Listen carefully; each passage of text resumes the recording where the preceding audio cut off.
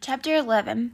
As Catherine wrapped a cheery red and white woolly scarf knitted by Gran around her neck, she mulled over how she felt like she was already a part of the town despite having been in Blueberry Springs for slightly less than a month. Everyone, including the rampant gossips, had been kind and generous, and nobody seemed to have expectations that she repay them. Of course, Catherine had tried to express her gratitude by being helpful and generous as well, but most of her offers had been gently rebuffed.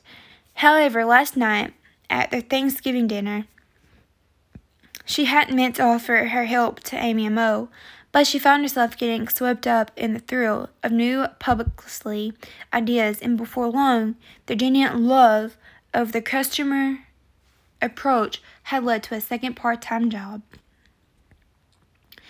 She'd been both tired and wired last night, wound tight over Zach and his kisses, and unsure what the night would bring. But right after supper, Zach had gone out with Logan to take care of some work, coming home hours late after she expected him to. She knew he could take care of himself, but there had been a serious break-ins lately, and it worried her that he was out on a job. And not just for his sake, but for hers too, in case his home was targeted by the thieves, despite the state-of-the-art security systems.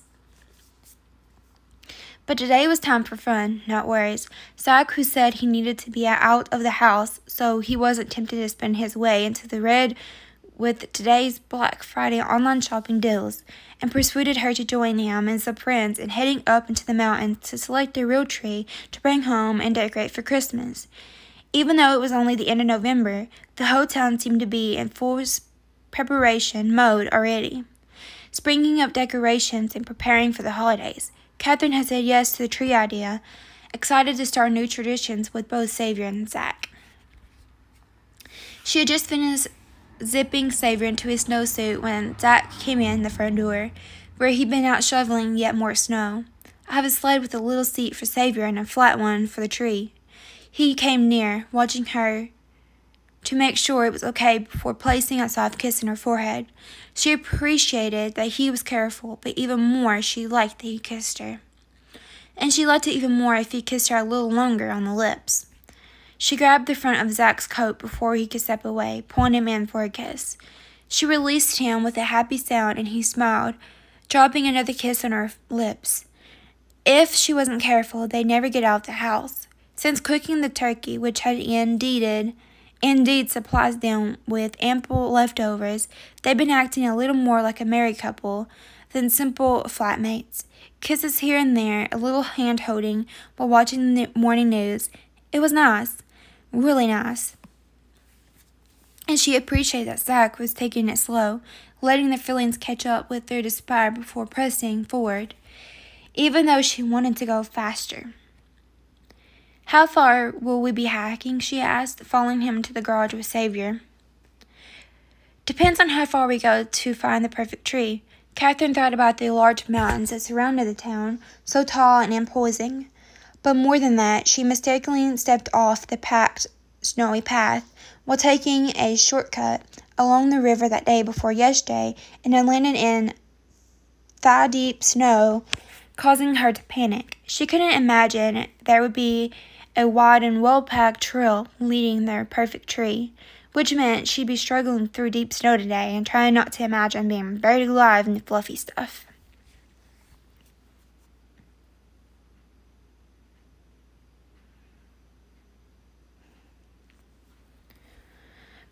"Not too far, I hope," she said, as she set the house alarm before closing the door to the garage.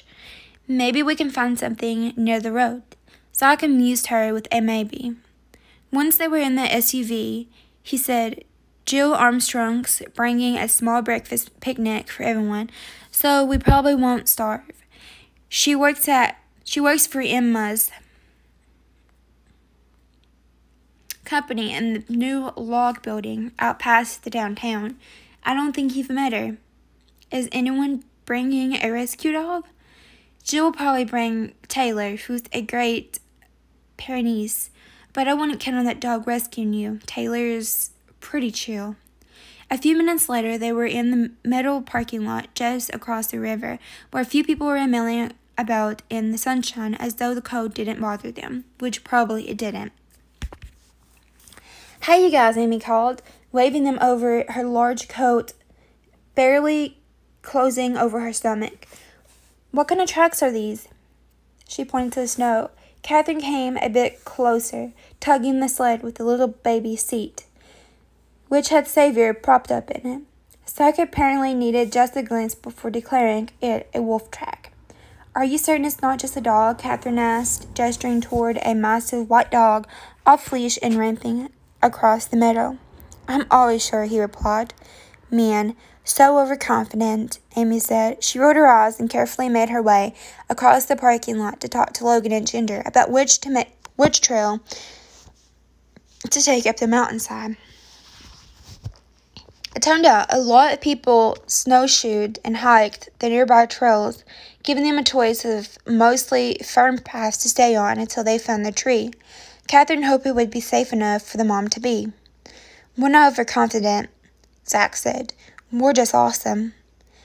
"Why can't women see that?" Catherine gave him a playful shove, laughing as he pretended she'd pushed even harder than she'd had, and tumbled into the drive at the edge of the parking lot, just about disappearing into the fluffy snow.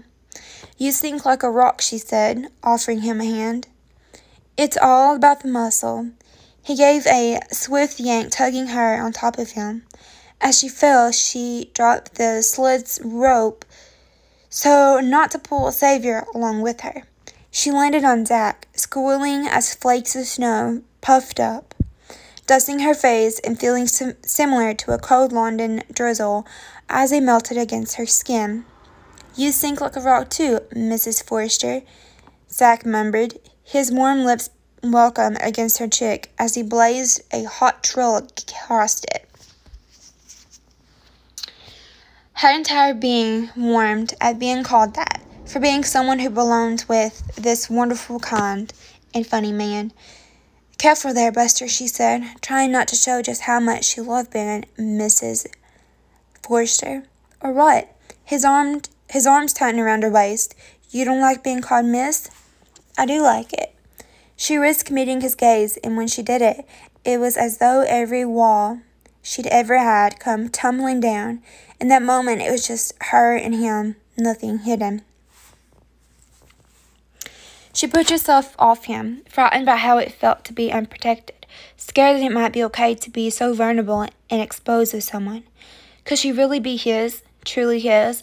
"Are you planning to take me here until I freeze to death?" she asked, as she struggled to get out of the drift and failed.